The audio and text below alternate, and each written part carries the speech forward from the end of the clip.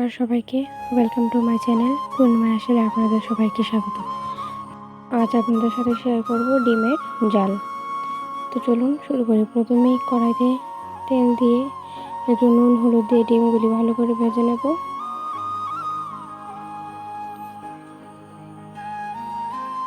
তারপর ডিমগুলি ভেজে নিয়ে ডিমগুলি সাইড করে পেঁয়াজ কুচি দিয়ে দেব।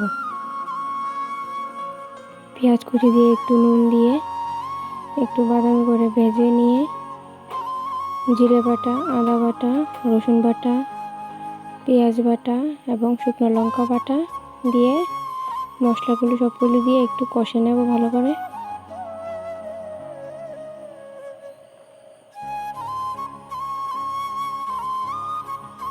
ভালো করে কষিয়ে নিয়ে ডিমগুলির সাথেও ভালো করে কষে নেব।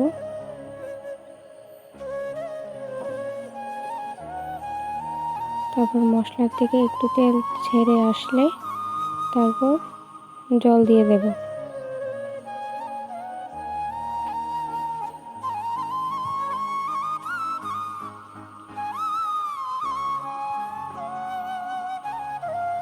ভালো করে ভেজে নেব। তারপর এখন জল দিয়ে দেব। জল দিয়ে একটু চাপা দিয়ে দেব। তারপর ঝোলটা ফুটে আসলেই একটু গরম মশলা দিয়ে নামিয়ে নেব। কেমন হয়েছে আপনারা কমেন্টের মাধ্যমে জানাবেন। Thanks for watching.